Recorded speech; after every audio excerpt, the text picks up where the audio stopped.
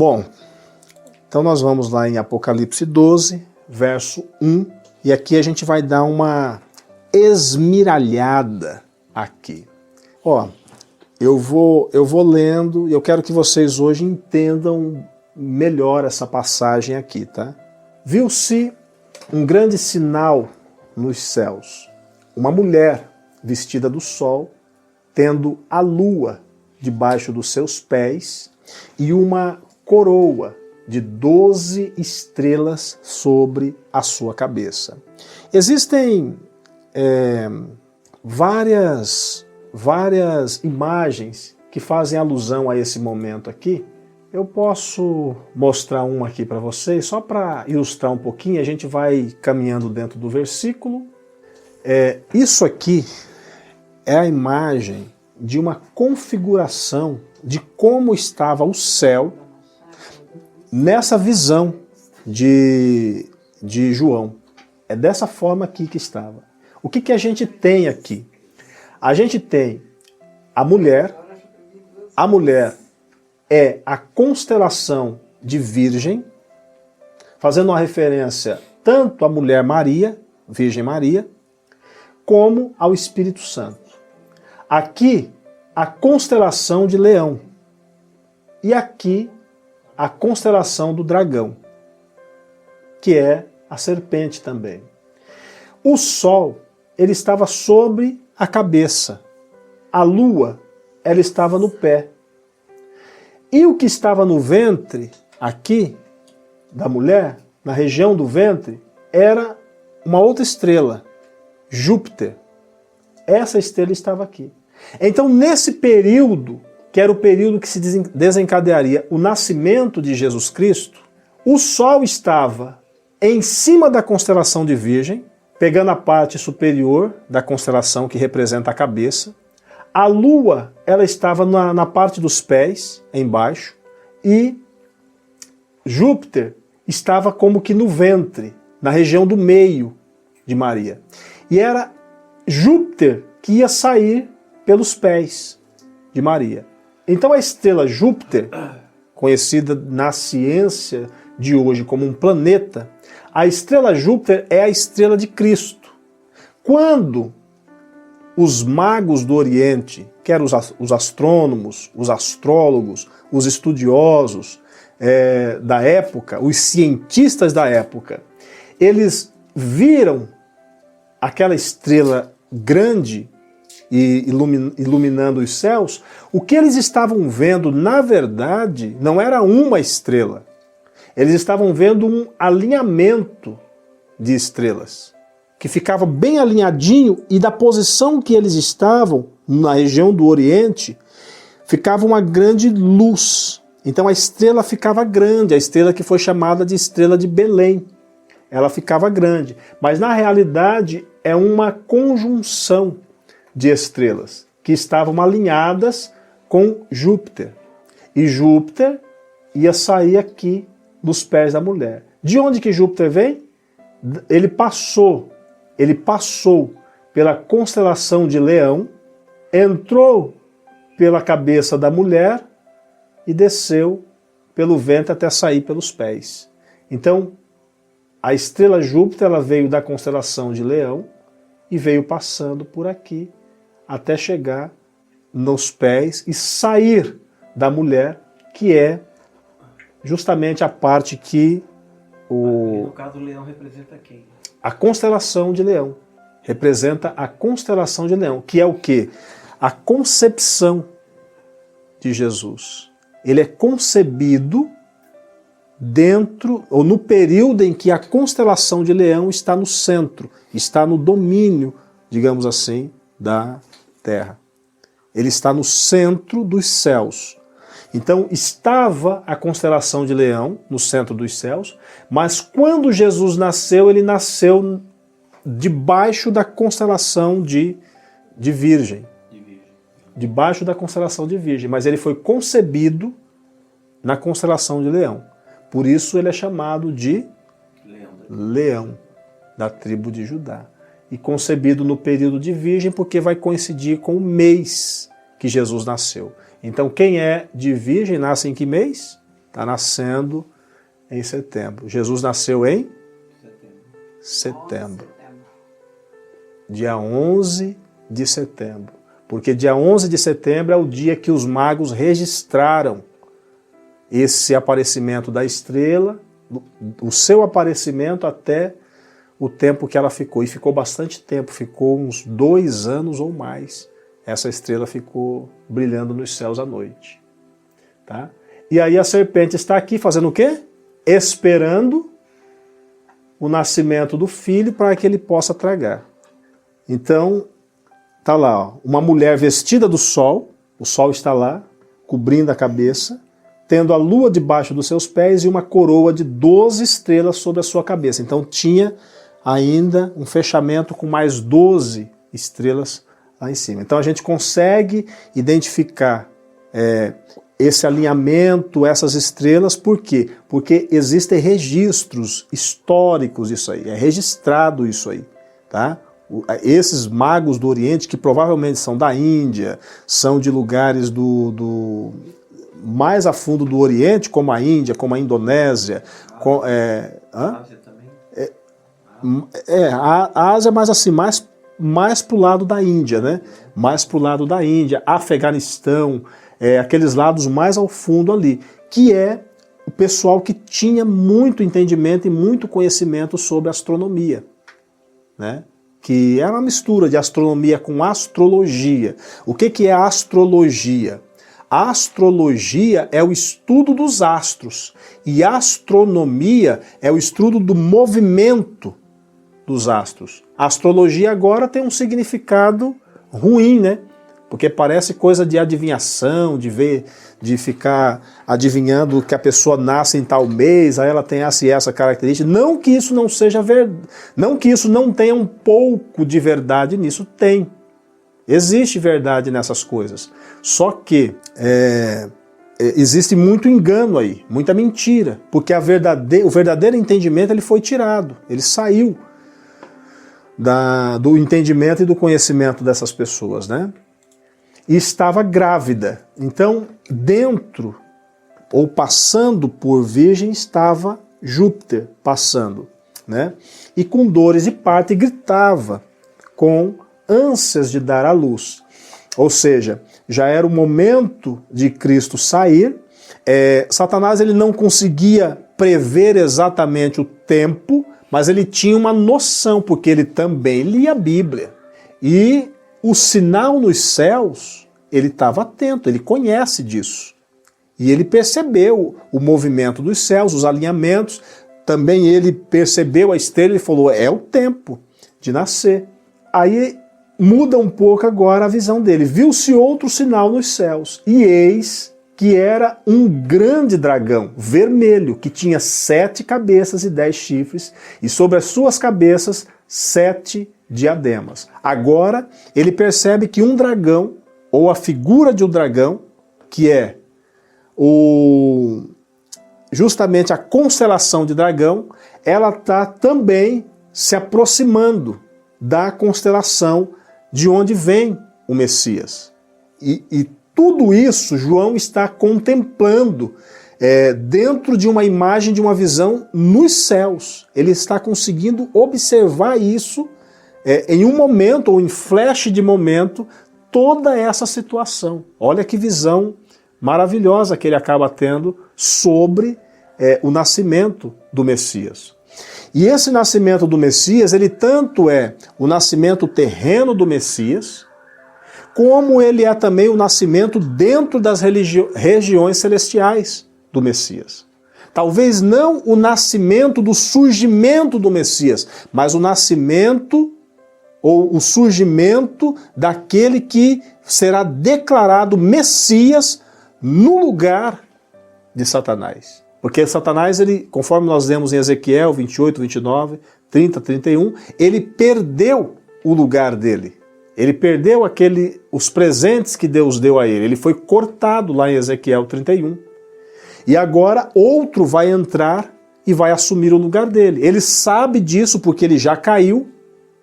Então ele vai tentar o quê? Impedir que esse outro assuma a sua posição, que é Cristo, que esse outro assuma o seu lugar. Ele não vai deixar. E ele sabe que o Espírito Santo, que é a figura da mulher aqui, está trabalhando para trazer o Messias, para restaurar a criação, porque o céu havia sido, como eu já falei, havia tido batalha no céu, o céu ele estava sendo derrubado praticamente por conta de toda a batalha que aconteceu, e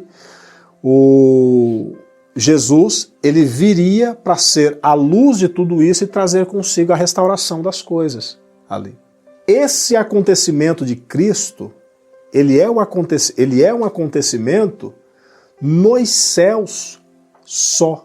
O que acontece agora é que na terra reflete esse nascimento, como no espelho, como numa sombra. Mas Cristo, ele surge, ele nasce, digamos, do Espírito Santo dentro dos céus. E aí na barriga da mulher, Deus, o anjo Gabriel falando com a mulher e dizendo, de ti nascerá o Salvador do mundo, isso é um reflexo do que aconteceu. Aconteceu isso dentro da glória, dentro do reino de Deus, e depois isso se estendeu para o mundo físico. Tá bom? Os nossos olhos, eles contemplaram o Messias. Nós vimos o Messias. O Messias nos restaurou. Mas nós não nos lembramos disso. E agora nós estamos aqui, nesse lapso do tempo, para a gente ter uma visão por fé.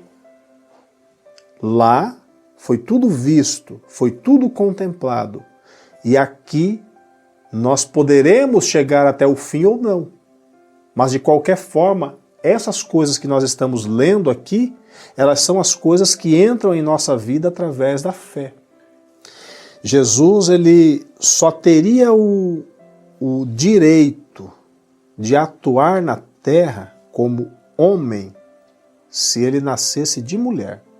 Um nascimento espiritual? Você pode entender todos os acontecimentos que tem através da Bíblia, você pode entender ele em todas as dimensões se repetindo. Você pode entender dessa forma. Mas o fato é que Jesus nasceu uma vez. Esse é o fato. Ele não nasceu... Não, sim. Ele nasceu uma vez, mas nas regiões celestiais. Porque aqui é um reflexo terreno, como a gente tem aprendido. Né? E se isso pode ter se repetido nas outras dimensões, sim. Isso pode ter se repetido, a mesma história ter acontecido em todas as outras dimensões. Do mesmo jeito que aconteceu aqui, como um reflexo, dentro das regiões celestiais, isso pode ter acontecido como um reflexo também. Aí cada ser com a sua hierarquia, com a sua grandeza, com as suas atividades, com os seus domínios, com seus poderes, cada um percebendo isso de uma forma dentro da sua própria dimensão. Então você tem que pensar no mundo espiritual, que é o reino de Deus, que ele está na velocidade da luz. Rápido. Lá tudo já aconteceu. Muito rápido. Ainda estava acontecendo, ainda ia acontecer, mas lá já foi. Exato, exatamente. É isso mesmo. É bem assim. É assim que funciona o mundo espiritual. Acontece lá primeiro e depois vem refletindo. Vem caindo para as outras dimensões. Por isso que 1000 anos é como um dia para Deus, assim como um dia pode ser 1000 anos para Deus. Essa relação do tempo, ela não é igual, né? Então, por isso que pode ser 1000 anos correr dentro de um dia, nas dimensões celestiais. É isso que é a palavra de Deus. É isso que a palavra de Deus mostra para a gente. Então, se 1000 anos podem acontecer dentro de um dia, foi mais rápido do que a velocidade da luz. Né? Então é isso. Tá? Só que aí a gente tem que parar em algum momento da história para observar isso aqui, senão a gente não consegue observar. Né? Então, em algum momento, você tem que parar para que isso aconteça. Então, o que é fato? O fato é que Satanás agora ele tem conhecimento de que ele será substituído porque ele foi cortado, e existe essa vacância dentro dos cargos que existem dentro dos céus. E esse que vai vir no lugar dele, ele vai vir munido de maiores dons, de maiores talentos, de maior amor, de maior graça. Ele vai vir com maior poder, com maior força. Então Satanás tem que cortar ele, ou tem que buscar matar ele logo no seu nascimento, para que ele não vingue. Seria mais fácil, na visão de Satanás, matar o Cristo, matar o Messias, enquanto ele é pequeno.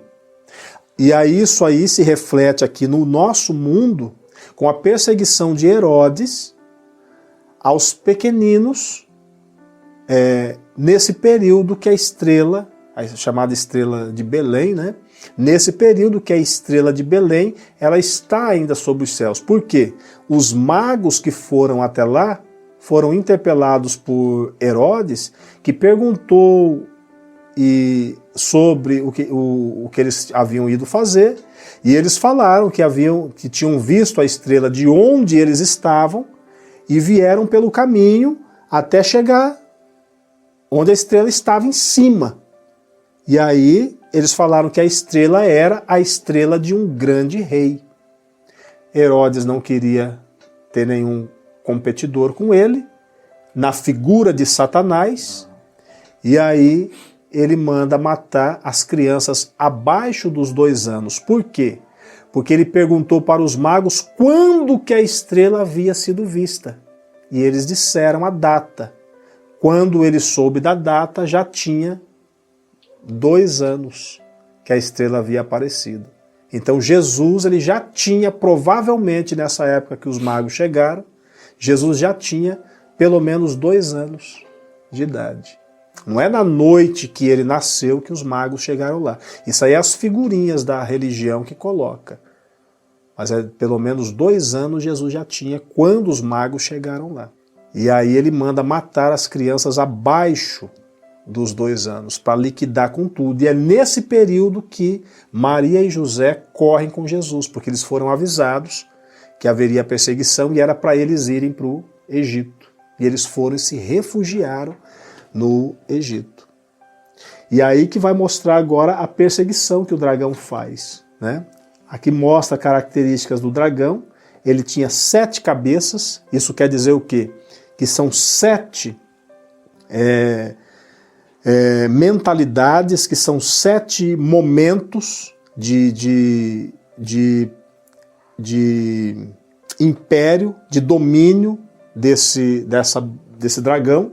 Ele tem 10 chifres, porque esses 10 chifres são referência a 10 poderes que estão espalhados sobre o mundo, né? Então são 10 partes que o mundo se divide, e as suas cabeças, e sobre as suas cabeças tem 7 diademas, quer dizer, cada cabeça tem uma coroa, que significa que ele está ali para governar. Essas 7 cabeças, então, elas são governantes.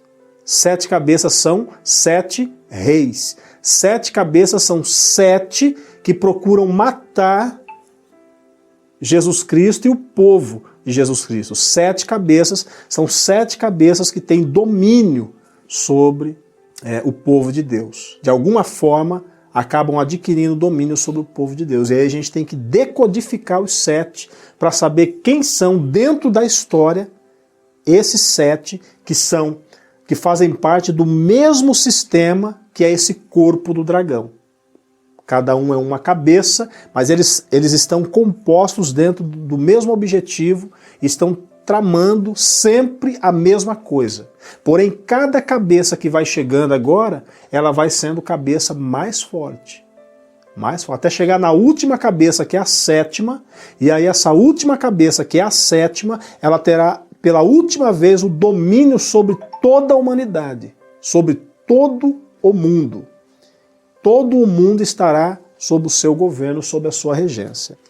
A sua cauda, aí agora mostra um detalhe do que aconteceu em relação ao dragão, né?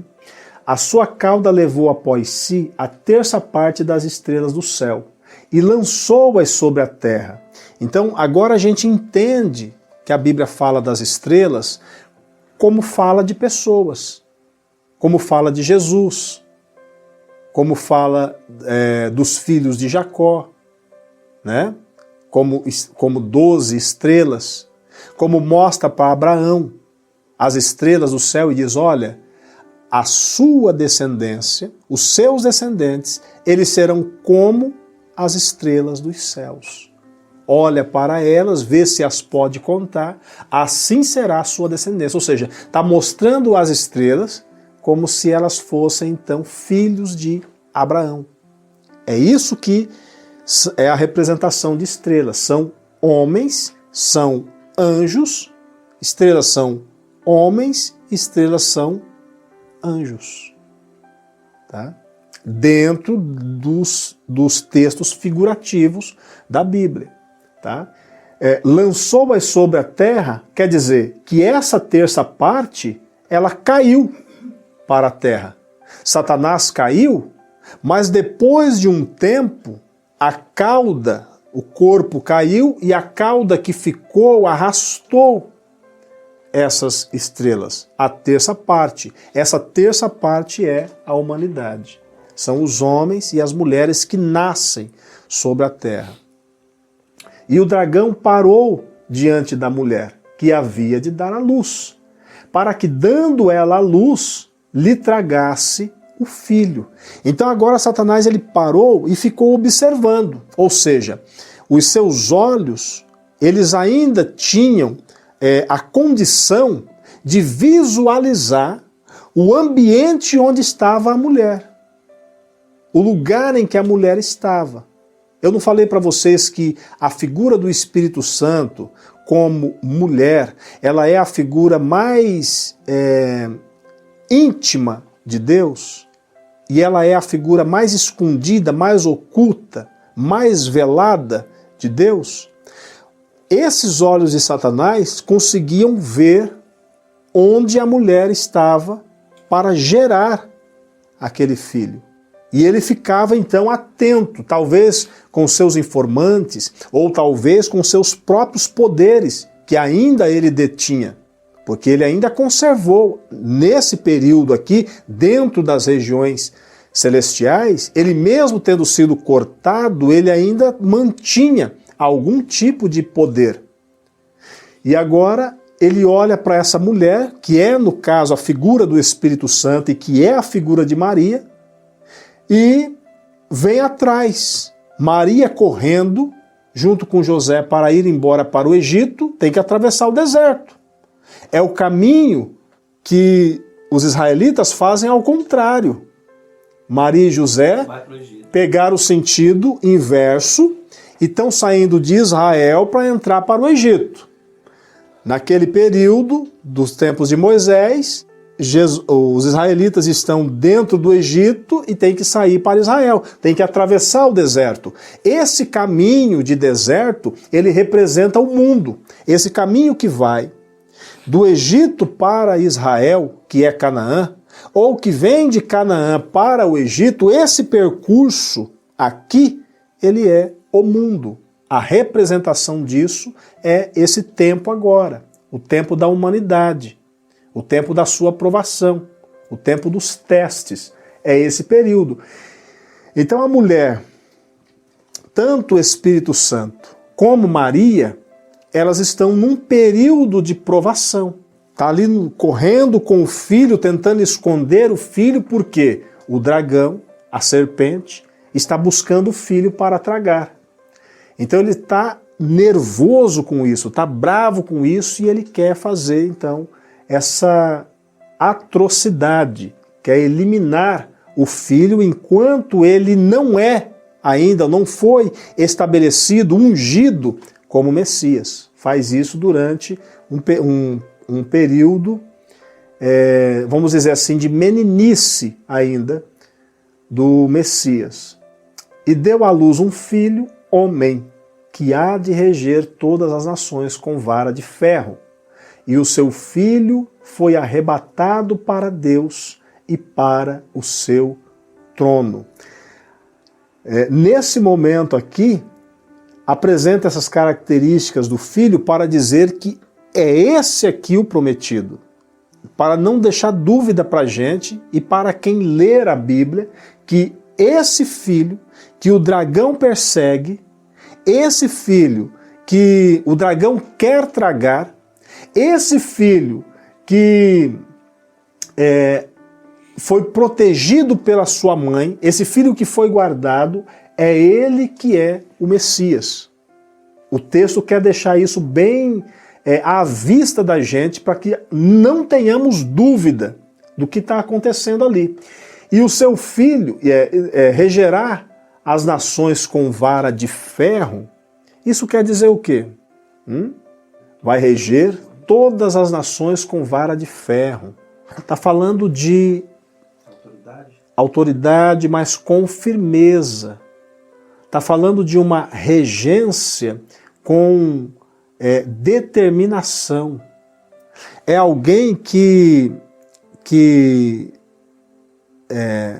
não tem receio nenhum de governar. É alguém que faz isso com a mais pura legitimidade. É alguém que ganha o poder e ganha a autoridade de fato. Ele não roubou isso.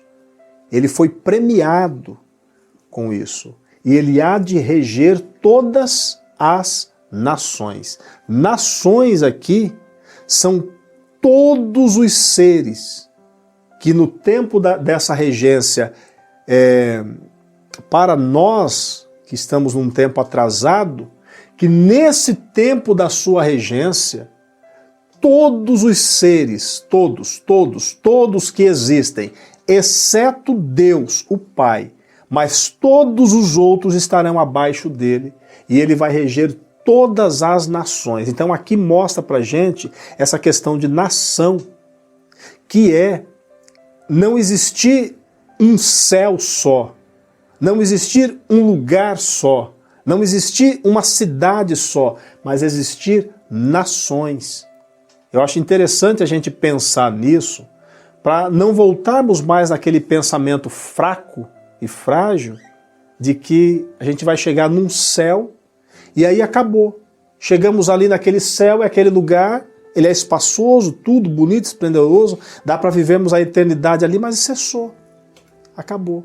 Não tem mais lugar nenhum para você conhecer e para você visitar. Aí você imagina seres de luz que têm capacidade de se teletransportar, de caminhar por bilhões e bilhões de quilômetros de distância num tempo curtíssimo, mas ele só tem um ambiente para estar. Os céus, eles são imensos, de uma forma que a gente não tem como supor, não tem como imaginar. Quando essa ciência ela fala dos céus que estão acima da gente como um céu que é praticamente infinito, e eles vão falando de viagens a bilhões de anos-luz, ou viajar na velocidade da luz, é porque esses caras conhecem isso.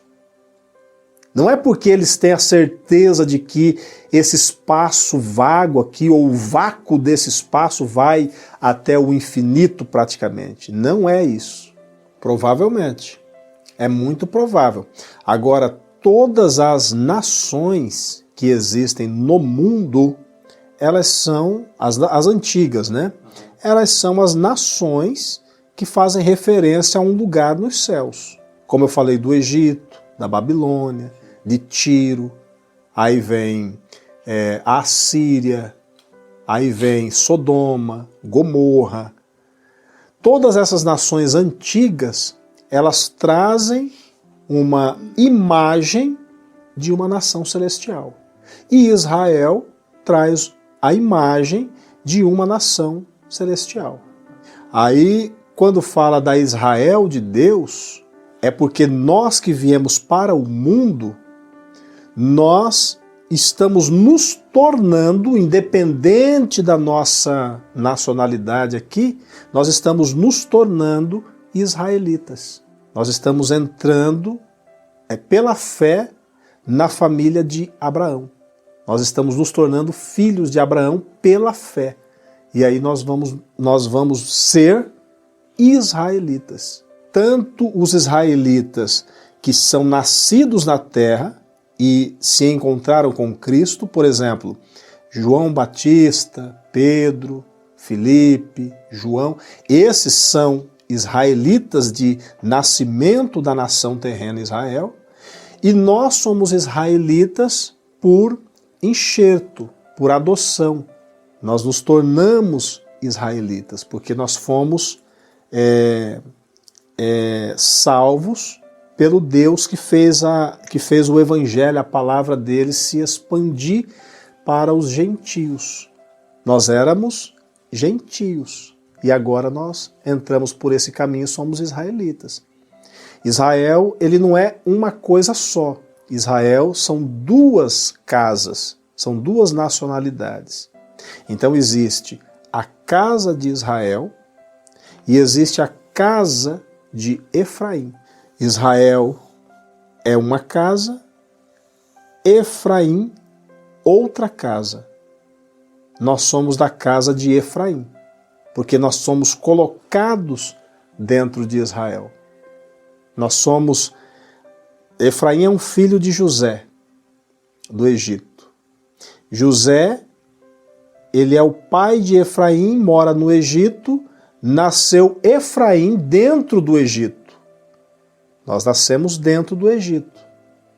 Mas Efraim, ele foi abençoado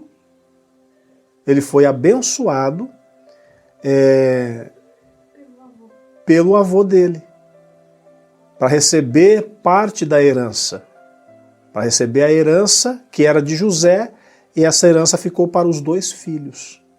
Nós fazemos parte dessa casa, que viemos para o Egito, fomos colocados aqui, e aí a gente está agora sendo colocado de novo pela bênção que veio de Abraão, Isaac e Jacó. Nós estamos sendo colocados de novo dentro da casa de Israel. Então nós somos os filhos de Deus aqui na terra, eles são a nação de Israel. Mas dentro das regiões celestiais existem muitas e muitas nações, são várias línguas, vários povos e várias nações. Não é um lugar só. Existem céus. Na Bíblia, a palavra céu não existe. Existe a palavra céus, é sempre plural. Por que é plural? Porque existem dimensões e dimensões e dimensões e dimensões. E cada vez que a gente fala de dimensões, a gente está falando de lugares muito grandes, muito extensos, de uma forma que a gente não tem como medir. Cada uma dessas dimensões, elas são muito grandes, muito. Tá? O mundo aqui, ele é pequeno, e olha que ele não pode ser visto. Esse mundo aqui, nenhum olho consegue enxergar onde é o seu fim. Nenhum olho consegue alcançar onde é o fim desse mundo aqui. Porque é grande, é muito grande.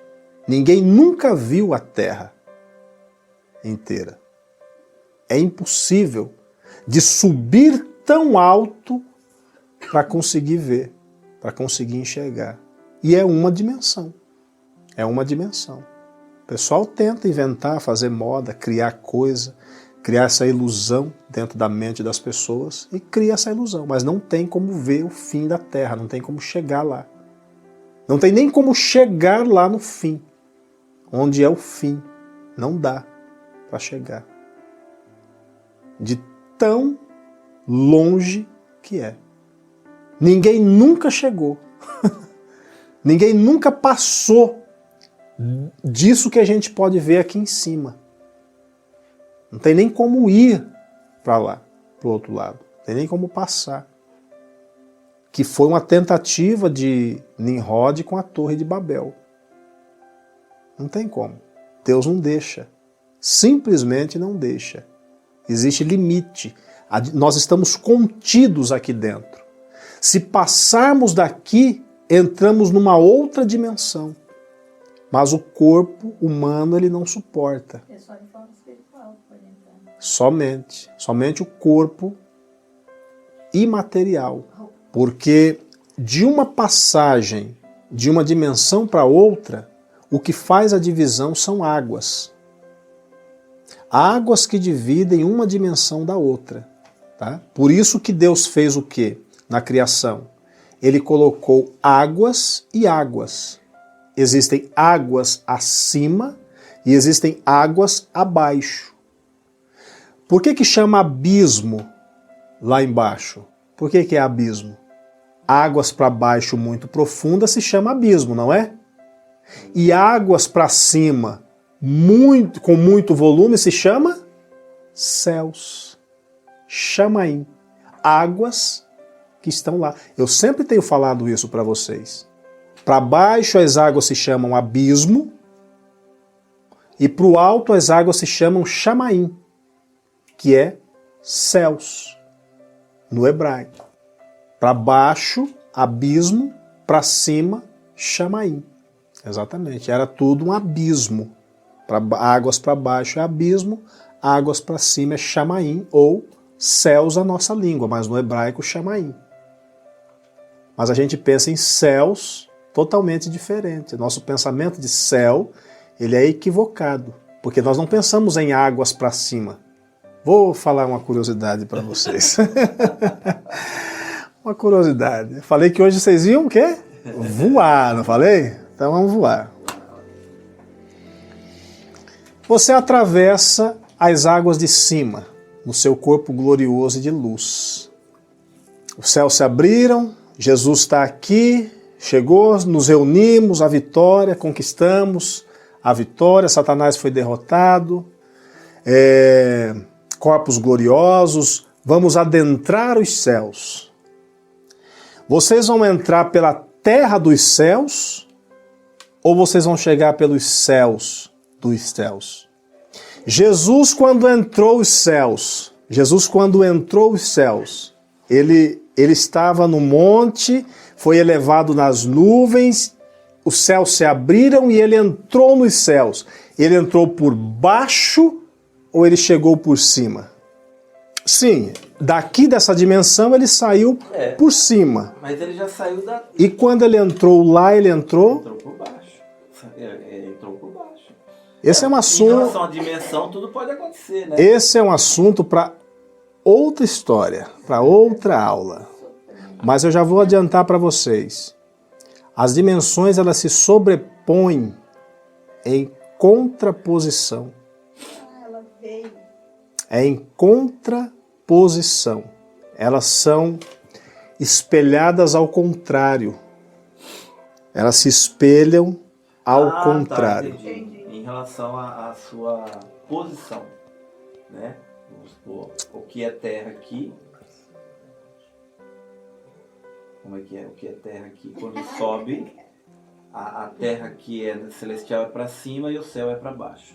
Entendi. Exatamente. Interessante. Por isso que as águas param lá em cima. Porque chega num determinado ponto, inverte o polo. Não é sempre assim a questão dos polos? Com o ímã, com o eletromagnetismo, é a natureza das coisas. E as dimensões, elas se sobrepõem inversamente também, porque são polos diferentes. Então elas têm que se inverter para quê? Aqui nós temos um direcionamento para baixo. Conforme vai subindo, não vai ficando neutro e não vai chegar no momento que vai pairar sem descer e sem subir, naquilo que eles chamam de antigravidade, não é? Se o avião subir muito e vai começar a flutuar. Né? Se passar desse ponto, inverte. Aí para onde você passou vai te puxar para lá. E aí inverte a posição. Então as coisas, as águas que foram para cima, como que elas estão lá? Agora você entende por que elas param lá. Porque lá ela é o céu da outra terra. Então há uma troca nos polos, invertem os polos e aí há uma contraposição. Eu mostrei para vocês isso aqui. Aí aqui, ó, um balão subindo. Ele está dentro de um balão e o balão começa a subir de repente. Essa foi uma experiência real, tá? Até uma determinada parte aí foi real isso aí. O cara fez isso mesmo. Olha lá, não vê o final da terra, não vê nada, entende? Olha as águas lá em cima. Ali o balão estoura e aí ele começa a subir sem nada. Sem força de balão, sem nada. Só vai puxando e as águas estão lá em cima.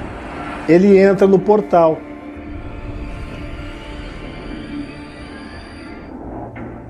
Aí é o inverso. Aí inverteu.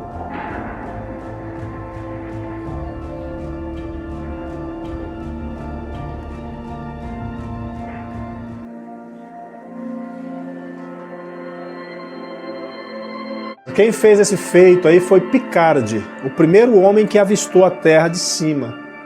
Tá? Em Piratas do Caribe também mostra essa inversão. Em Piratas do Caribe também mostra isso aí. Eles chegam num lugar que é um redemoinho, é um centro, como se fosse um centro de vórtice, de uma força que vai puxar.